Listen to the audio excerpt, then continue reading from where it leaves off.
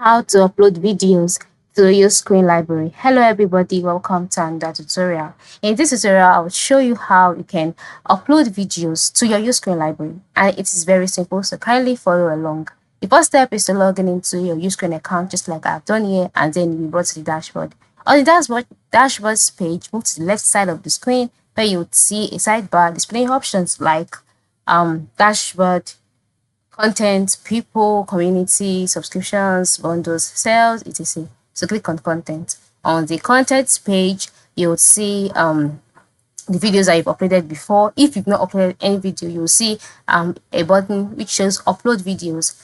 Just click on it. By clicking on upload videos, a mini box will be displayed. In this box, select the select files option, or you can select if you have a Dropbox account, and if that is where your videos are, you can select Dropbox here.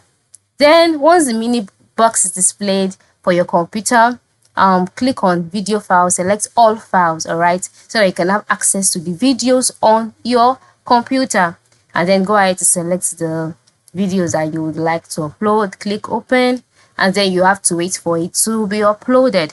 All right, this might take a while, and then once this is done uploading, a confirmation message would be displayed on your screen.